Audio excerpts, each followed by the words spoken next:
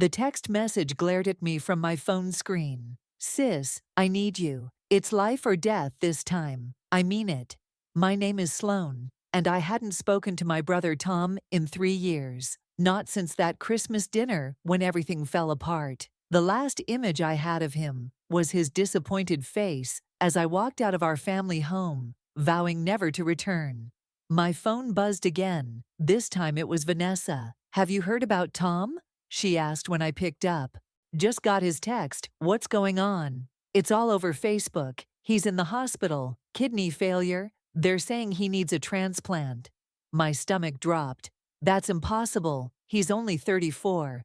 Your mom's been trying to reach you. I glanced at my blocked calls list. 15 missed calls from Mom. I can't deal with this right now, I said, pacing my apartment. I have a deadline for tomorrow's story about Sloan. Vanessa cut me off. This isn't another corrupt politician or corporate scandal you can investigate from a safe distance. This is your brother. Half-brother, I corrected automatically, immediately hating myself for it. You need to call your mom back. I hung up and stared at my reflection in the window. The city lights flickered behind my image, reminding me of camera flashes from my first big story. The one that made my father disown me. My phone rang again. This time it was Addison, my editor. Whatever story you're working on, drop it, she said before I could speak. Family emergency trumps deadline. How did you? Small-town news travels fast. Go see your brother. I sat down at my desk, pulling up Tom's social media. His latest post was from 3 days ago. Starting dialysis today, keeping the faith. The comments section overflowed with prayers and well wishes. My hands shook as I unblocked my mom's number. She answered on the first ring. Sloan, baby, is that you? Hi, Mom. My voice cracked. Thank God, we've been trying to reach you. Your brother. I know. Facebook. He needs you, honey. We all do. The doctors say family members are the best chance for a match. I closed my eyes, remembering the last time Tom needed me. I was 17. He was 23. He'd gotten into trouble with gambling debts. I'd given him my college savings, made him promise to change. 2 months later, he lost it all again. I can't just drop everything and come home, I said. Your father's different now, Mom said, reading my mind as usual. After your article about the mayor's corruption, he understood why you did it. He's proud of you, even if he won't say it. I laughed bitterly. Right. That's why he told every newspaper in town that his daughter was dead to him. People change, Sloan.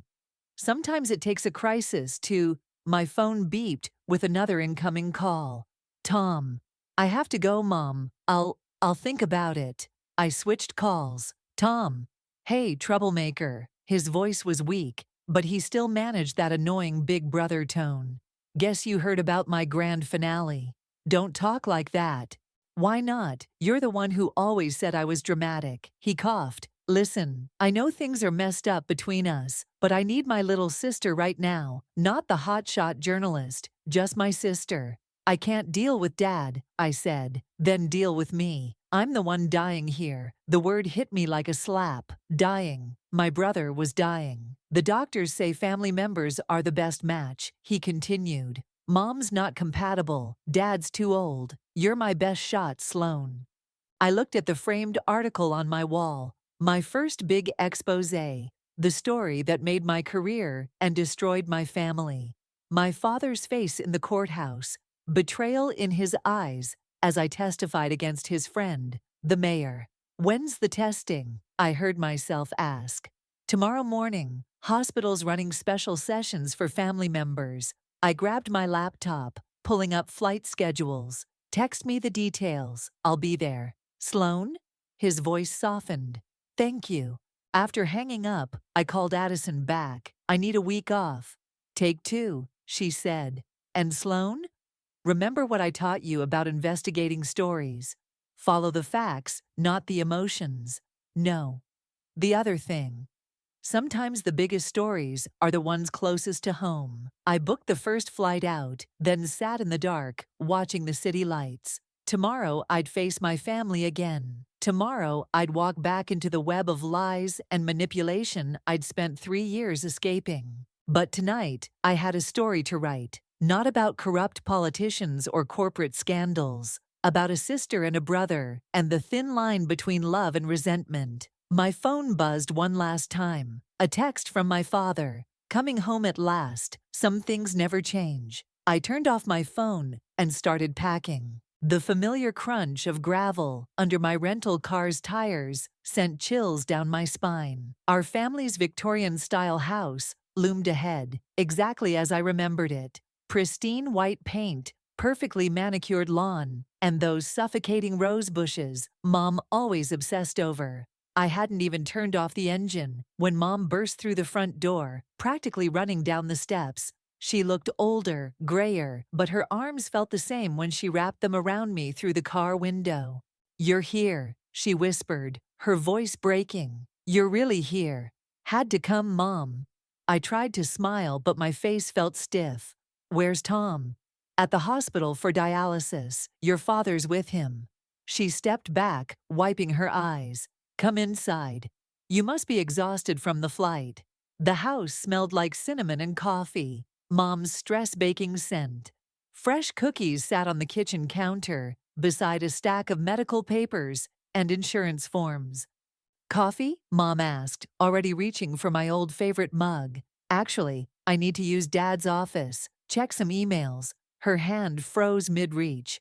"Sloan, just emails, Mom. I'm not investigating anything." She sighed. "The office is exactly as you remember it. Your father never changes anything." I climbed the familiar stairs to the second floor, passing family photos I'd rather forget. There I was at graduation, before everything fell apart. Tom at his college graduation, Dad's proud arm around his shoulders. The last family Christmas photo, taken months before I exposed the mayor's scandal. Dad's office door was unlocked. The heavy mahogany desk dominated the room, its surface meticulously organized. I ran my fingers along the edge, remembering how many times I'd stood here as a child, receiving lectures about family loyalty and proper behavior.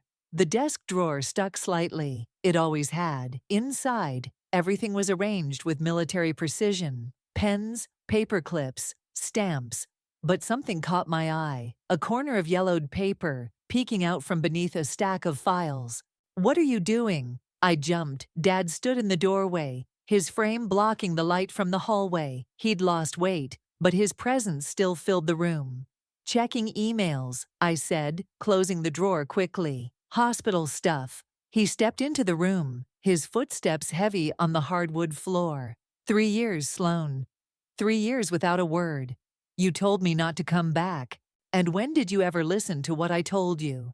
A hint of a smile played at his lips, but his eyes remained cold. Your brother's waiting at the hospital, ready to be tested. That's why I'm here. Is it? He moved to his desk, straightening papers that were already straight. Not working on another story. Dad, don't. Because the last time I came home, I discovered your best friend was embezzling millions from the city. My voice echoed in the small room. You knew about it and did nothing. I protected this family. You protected your reputation. Enough. Mom appeared in the doorway, her face flushed. Tom needs us, all of us. Can we please just focus on that? Dad straightened his tie, a nervous habit I'd forgotten about. The car's outside. We should get to the hospital. The drive was silent. I sat in the back seat like a teenager, watching familiar streets roll by. The hospital loomed ahead, a concrete monster swallowing people whole. Tom's room was on the 4th floor. He looked small in the hospital bed, tubes snaking from his arms. His face lit up when he saw me. Still wearing that ratty leather jacket, I see, he said weakly. I touched the sleeve self-consciously. Still making bad jokes, I see. Some things never change. He tried to sit up, wincing. Did you get the testing paperwork? Mom handed me a thick envelope. The nurse will be here soon. I started reading through the forms, my journalist's eye catching on details. Blood type requirements, genetic markers, Compatibility factors. Something wasn't adding up. Dad, I said slowly. Why aren't you being tested? Age isn't a complete disqualifier for kidney donation. The room went silent. Mom suddenly became very interested in adjusting Tom's pillows. Medical reasons, Dad said shortly. Private ones. What medical reasons? Drop it, Sloan. His voice carried that familiar warning tone. But I couldn't drop it. Something about his reaction, Mom's nervous movements, the way Tom wouldn't meet my eyes. My reporter's instincts were screaming. A nurse entered, breaking the tension. Ready for testing, Miss O'Connor? Yes, I said, still watching my father, very ready. As I followed the nurse out, I glanced back. Dad was at the window, his reflection fractured in the glass. Mom was holding Tom's hand, whispering something I couldn't hear. That yellowed paper in Dad's drawer nagged at my mind. Whatever it was, whatever he was hiding, I would find out. Some things never change, indeed. After the blood tests, I waited until everyone was asleep. The house creaked familiarly as I crept down the hallway to Dad's office, flashlight in hand. My heart pounded as I eased open the desk drawer. The yellowed paper was still there, buried beneath tax forms and insurance documents. As I pulled it out, my phone buzzed. A text from Vanessa. How's it going? Can't talk. Investigating. I typed back. Of course you are. Be careful. I unfolded the paper carefully. It was a letter, dated 35 years ago. The first line made my blood run cold. Dear Kirk, I know the baby isn't yours. My hands shook as I read further.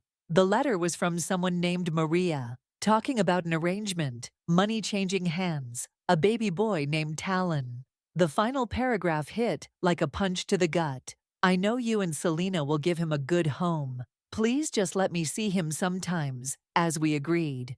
Find what you're looking for? I spun around. Mom stood in the doorway, her silhouette ghostly in her white nightgown. Mom, what is this? I held up the letter. Who's Talon? She closed the door behind her, hands trembling as she switched on the desk lamp. You were always too clever for your own good, just like your father. Don't deflect. This letter is Tom adopted. Sit down, Sloan. She sank into Dad's leather chair. It's more complicated than that. Then explain it to me. She took a shaky breath. Your father, he had an affair. Before you were born. With Maria, Tom's biological mother. Mom nodded. When she got pregnant, your father paid her to disappear. We took the baby, changed his name to Thomas. No one ever knew. Except you? I couldn't have children then. We'd been trying for years. Her voice cracked. Your father said it was the perfect solution. His mistake could become our miracle. And then you had me. 2 years later, the doctors called it a medical miracle. She laughed bitterly. Your father was so proud. His real child, he called you, though he never said it in front of Tom. My mind raced. Does Tom know? No one knows except your father, Maria, and me. She reached for my hand. And now you. I pulled away. That's why Dad won't get tested. He's not Tom's biological father. Sloan, please. Your father will destroy me if he knows I told you. Destroy you? Like he destroyed Maria. Where is she now? Mom looked away. I don't know. The agreement was that she'd never contact us. Agreement? I spat the word. You mean the payoff? We gave her son a good life. You stole her baby. The door opened. Tom stood there, pale as the hospital sheets he'd left behind. Who stole whose baby? The letter crumpled in my fist. Mom went white. Tom, you should be resting, she stammered.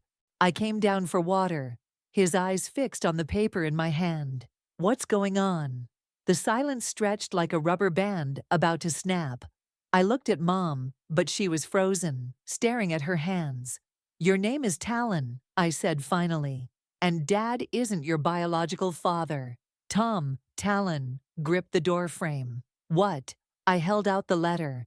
He read it slowly, his face changing from confusion to shock to something darker. All this time, he whispered. All those stories about how I was your miracle baby. You were, Mom pleaded. You are. Stop lying. He slammed his hand against the wall. My whole life is a lie.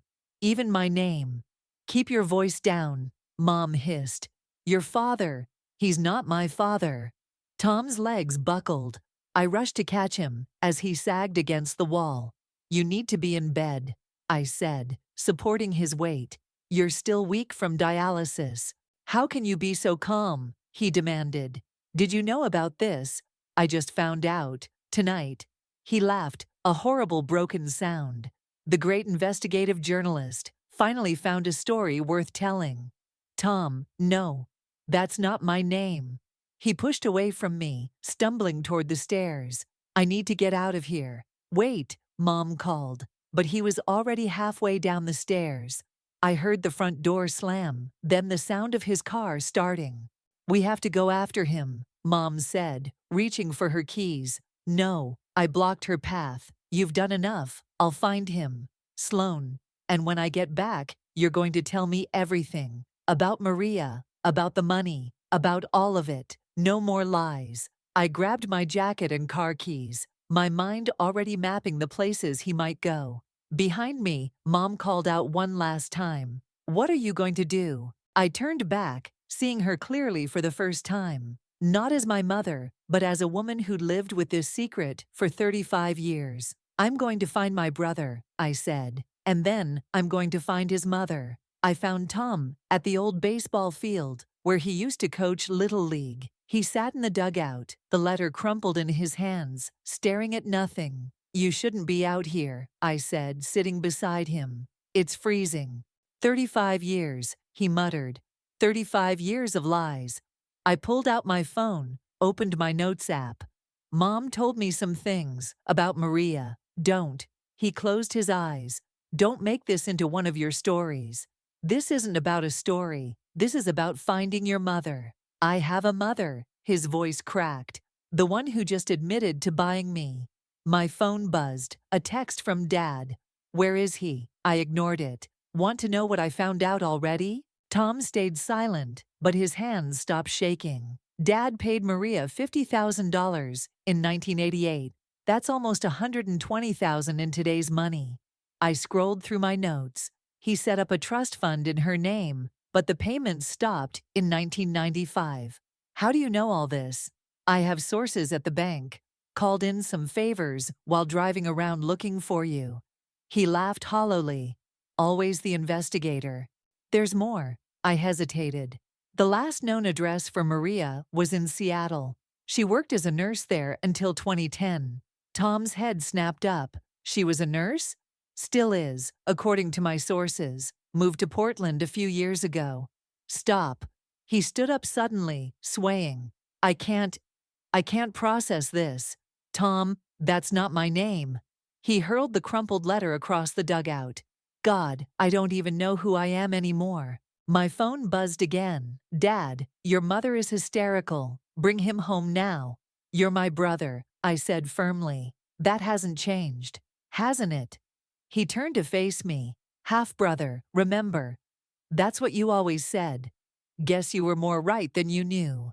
Before I could respond, headlights swept across the dugout. Dad's Mercedes pulled up to the field. Great, Tom muttered. The man who bought me is here. Dad strode across the field, his expensive shoes inappropriate for the muddy grass. Get in the car, both of you, now.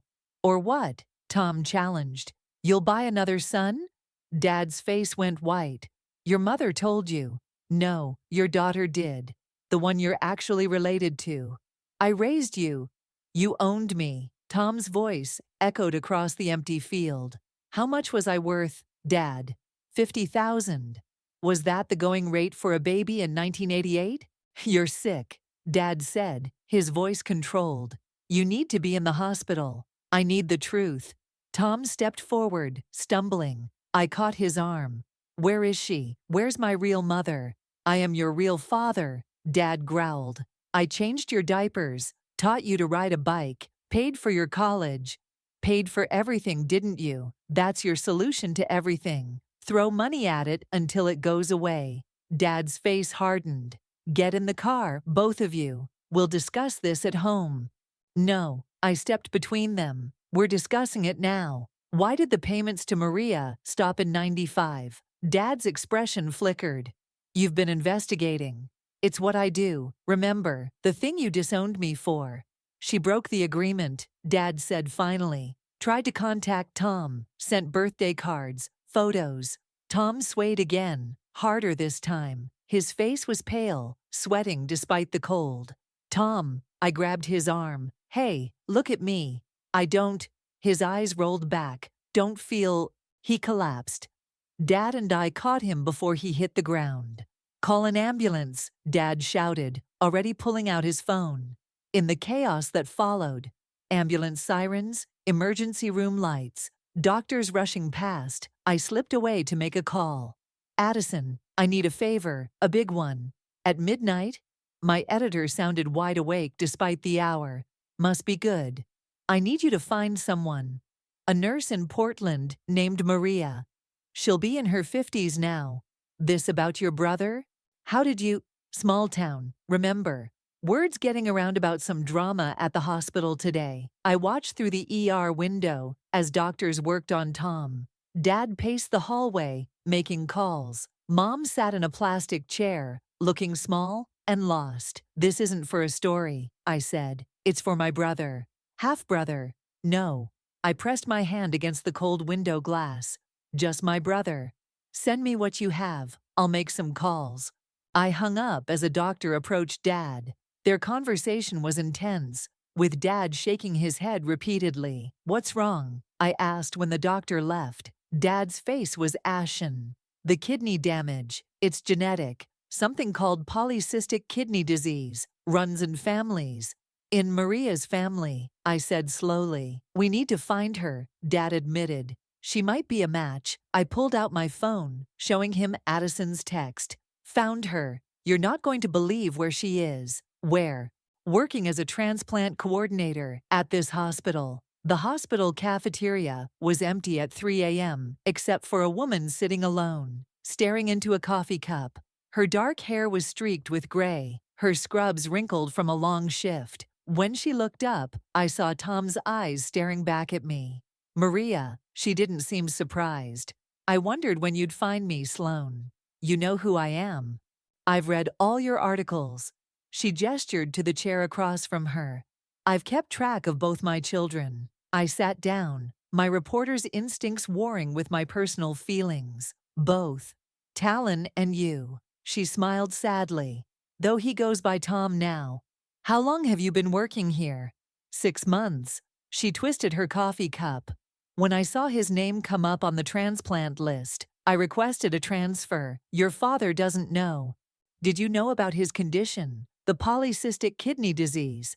It runs in my family. I've been tested. I'm a match. Her hands shook slightly. But I couldn't just walk into his room and announce myself. The agreement with your father. Screw the agreement. I slapped the table, making her jump. He's dying. I know. Tears filled her eyes. Why do you think I'm here? I've been watching him, checking his charts, making sure he gets the best care. From the shadows, like some kind of ghost. What choice did I have? She pulled out her wallet, removed a worn photo. This is the last picture I have of him. His 5th birthday. I took it from far away, at the park. I recognized the playground. Tom on the swings, Mom pushing him, Dad watching proudly. They gave him a good life, Maria said softly. They bought him, like property. Your father gave me a choice, money to start over, or a legal battle I couldn't afford to fight. She met my eyes. I was 22, single, working minimum wage. He was a powerful man with expensive lawyers. My phone buzzed. A text from Vanessa. How's Tom? Stable, I typed back. Found his birth mother, working on a story. Don't you dare, Vanessa replied immediately. This isn't news, it's family. I looked at Maria, really looked at her. The same stubborn chin as Tom, the same expressive eyes. 35 years of watching her son grow up from a distance. He knows about you, I said. She went still. How? I found the letter, in Dad's office. Oh God. She pressed her hands to her mouth. How did he? He collapsed. That's why he's here now. I leaned forward. He needs you, Maria. Not as a secret donor, but as his mother. Your father will never allow it. My father doesn't get to decide anymore. I stood up. Come with me. Where? To see your son. We took the elevator to the 4th floor. Outside Tom's room, Dad was arguing with a doctor. We can't wait for the donor list, Dad was saying. There has to be another option. There is. I stepped forward, Maria beside me. Meet your son's donor. Dad turned, his face draining of color. Maria. Hello, Kirk. Her voice was steady, but I saw her hands trembling. It's been a while. You can't be here. The agreement is void. I cut in. Unless you want me to write about how you illegally bought a baby 35 years ago. You wouldn't dare. Try me. Mom appeared in the doorway, took in the scene. Maria, oh my God. Selena. Maria nodded stiffly. How's our son? Mom flinched at the hour. He's awake, she said quietly. Asking for Sloan. I took Maria's arm. Perfect timing. Wait. Dad stepped forward. You can't just… Watch me. I pushed past him, leading Maria into the room. Tom lay in the hospital bed, looking pale but alert. His eyes widened when he saw us. Tom, I said softly, there's someone you need to meet. Maria stepped forward, tears streaming down her face. Hello, Talon. Tom stared at her for a long moment. Your mother, your birth mother. She touched her face. You have my eyes. And my kidney disease, apparently. She laughed through her tears. Yes, that too. I'm so sorry. Don't be. He reached for her hand. Just tell me everything, please. I backed toward the door, giving them privacy. In the hallway, Dad grabbed my arm. You've gone too far this time. I yanked free. No, Dad. You did the 35 years ago. I'm just fixing your mistake. By destroying this family. By saving it. I pulled out my phone, showed him the draft email to my editor. Your choice. Let them have this moment, or I send this story to every newspaper in the country. He stared at the screen, then at me. For the first time in my life, I saw fear in his eyes. You really would do it, wouldn't you? In a heartbeat. I glanced back at Tom and Maria, deep in conversation. But I don't think I'll have to. You're really going through with this? Vanessa asked, watching me type furiously on my laptop. 3 days had passed since Maria's revelation, and I hadn't left the hospital except to shower and change clothes. The story needs to be told, I said, not looking up. Dad's been making calls, trying to bury it. 2 reporters already backed off after anonymous threats. But it's your family. Exactly. I turned the laptop to show her the draft. Read it. She scanned the first paragraph. In 1988, a prominent local businessman paid $50,000 to purchase a baby boy. Today, that same man sits on the hospital board that may determine whether his illegally adopted son receives a life-saving kidney transplant. Sloan. Vanessa pushed the laptop away. This will destroy your father. He destroyed himself. I hit save. Besides, I'm not publishing it yet. It's insurance. A knock at the door made us both jump. Addison walked in, holding a thick folder.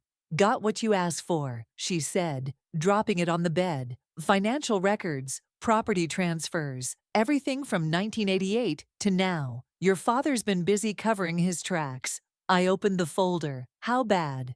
Bad enough to end his career, maybe earn him some jail time. She sat on the edge of the bed. You sure about this? Before I could answer, Tom appeared in the doorway, leaning on an IV stand. He looked better than he had in days. Family meeting in my room, he said. Dad's lawyer is here. I grabbed my laptop and the folder. This should be interesting. Tom's hospital room was crowded. Dad and his lawyer stood by the window. Mom sat in the corner chair, and Maria perched on the edge of Tom's bed. The tension was thick enough to cut with a scalpel. Before we begin, the lawyer said, pulling out some papers, I need everyone to sign these non-disclosure agreements. I laughed. Not happening. Sloan, Dad warned. No. I opened my laptop. Either we do this honestly, or my story goes live in every major newspaper by tonight. The lawyer frowned. Miss O'Connor, that would be inadvisable. What's inadvisable, I cut in, is thinking you can silence the truth with legal documents. The truth. Dad stepped forward. You want the truth? I saved that boy's life. His mother couldn't provide for him. I could have tried. Maria stood up. You never gave me the chance. You took money instead. Because you threatened to destroy me if I didn't. Stop it. Tom's voice cracked through the room. All of you, just stop. Everyone fell silent. Tom struggled to sit up straighter. I've made a decision, he said. About the transplant. Dad moved closer. Son, don't call me that. Tom held up a hand. Maria's a match. She's willing to donate, but I'll only accept on one condition. Anything, Dad said quickly. The truth comes out, all of it. Tom looked at me.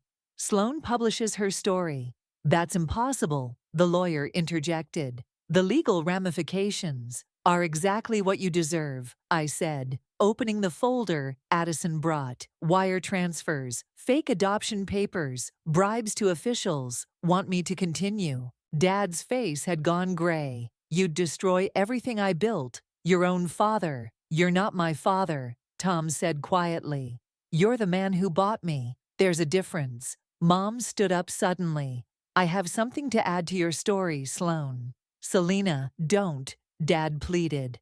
There were others, she said, her voice shaking. Other babies, other mothers. I saw the papers, years ago. Kirk didn't just buy Tom. He ran a network. The room went deadly quiet. Even the lawyer looked shocked. How many? I whispered, fingers hovering over my keyboard. At least 6 that I know of. Mom wouldn't look at Dad. All between 1985 and 1990. You knew. Dad's voice was barely audible. All this time, I knew everything. She finally met his eyes. Every lie, every payoff, every threatened mother. I kept quiet to protect our family, but this is protecting no one. I was already typing, my journalist's mind racing. I'll need names, dates. You'll have them, Mom said. All of them. The lawyer was gathering his papers, backing toward the door. I think we need to reconvene when everyone is calmer. Sit down, Tom and I said, simultaneously. He sat. Here's what's going to happen, I said, still typing. Dad, you're going to make a full confession. Names, dates, everything. Mom and Maria will corroborate. In return, I'll emphasize in the story that you're cooperating fully with authorities. And if I refuse, then I publish what I have now, and you face the consequences alone. Dad looked around the room, at Mom's determined face, at Maria's quiet strength, at Tom's unwavering stare, at my fingers poised over the keyboard. When did you become so ruthless? He asked softly. I met his eyes. I learned from the best. He sat heavily in the chair by Tom's bed. Where do you want me to start? The beginning, Tom said. Start with the truth. The story broke on a Tuesday morning. By Wednesday, our front lawn was crowded with news vans and reporters. I watched from Tom's hospital room as Dad was led out of his office in handcuffs, the scene playing live on the small TV mounted on the wall. Turn it off, Tom said, but he couldn't look away either. The reporter's voice filled the room. Local businessman arrested in connection with illegal adoption ring. Sources say at least 12 families were affected. Maria muted the TV. The other mothers are coming forward. 3 have already contacted the police. Good, I said, checking my phone. Addison says the story's gone national. Every major network wants interviews. With Dad? Tom asked. With us, all of us. I looked at Maria. Especially you. She shook her head. I can't. The transplant surgery is tomorrow. We need to focus on that. The door opened and Mom walked in, looking exhausted. She'd aged years in the past week. They're searching the house, she said, sinking into a chair. Found more documents in the safe. Names, birth certificates. God, Kirk, what were you thinking? He wasn't thinking about the families. Maria said quietly. Only about the money. A nurse came in to check Tom's vitals. Looking good for tomorrow, she said cheerfully, ignoring the tension in the room. Both donor and recipient are in excellent condition.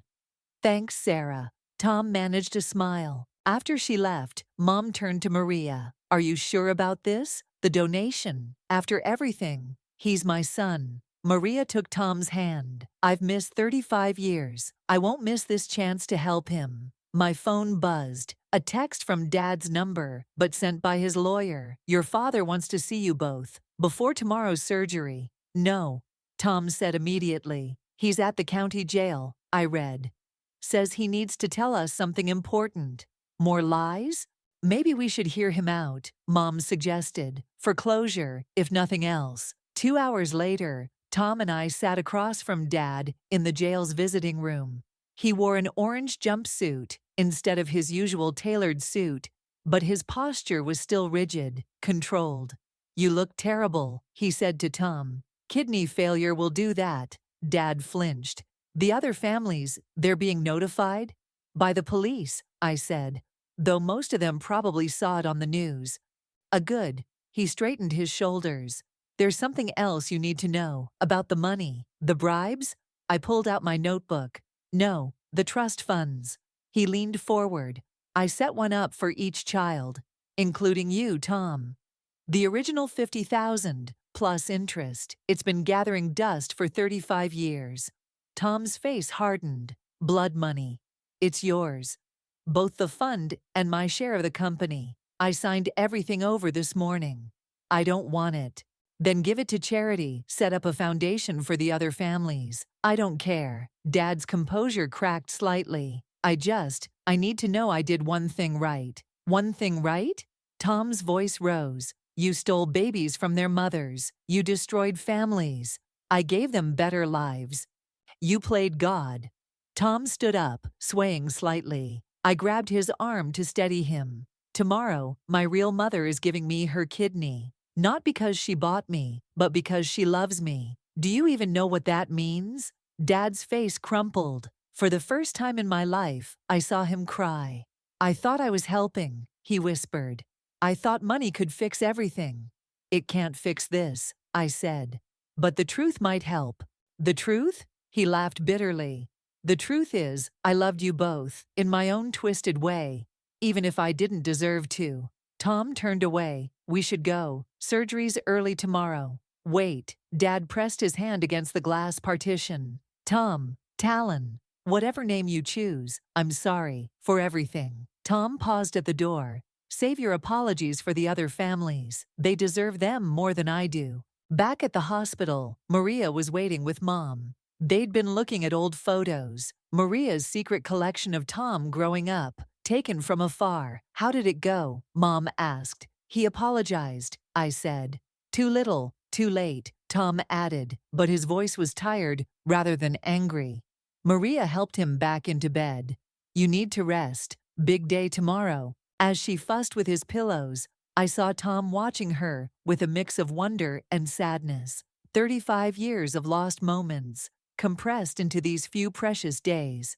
Hey, he said suddenly, after the surgery, would it be okay if I tried calling you Mom? Maria's hands froze. Tears spilled down her cheeks. I'd like that, she whispered. I'd like that very much. Mom slipped out of the room quietly. I followed her to the hallway, where she leaned against the wall, shoulders shaking. It's okay, I said, hugging her. You're still his mom, too. She wiped her eyes.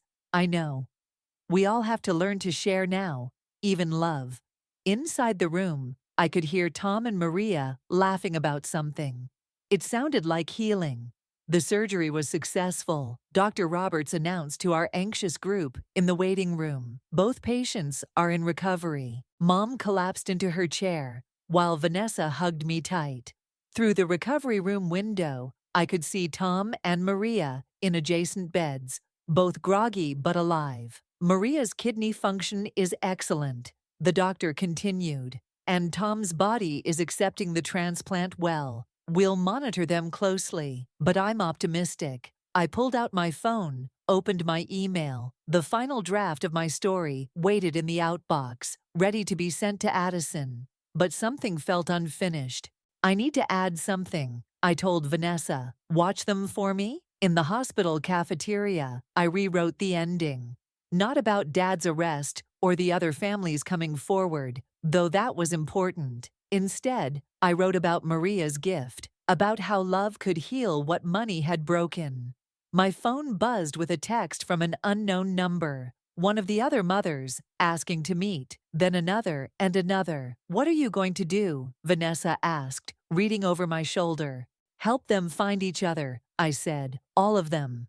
Back in recovery, Tom was awake enough to smile. Did it work? Perfect match, I said, squeezing his hand. Just like the DNA test proved. Maria stirred in the next bed. How's my boy? Your kidney's working great, Mom, Tom said. The word came naturally now. Mom appeared in the doorway with coffee and a newspaper. The headline read, "Local adoption scandal leads to national investigation." They're calling it the biggest adoption fraud case in state history, she said, handing me the paper. Your story did that. Our story, I corrected. We all told the truth finally. Not all of us, Tom said quietly. Dad still hasn't named all the families. He will. I showed them my phone. These mothers who are reaching out, they're not angry anymore.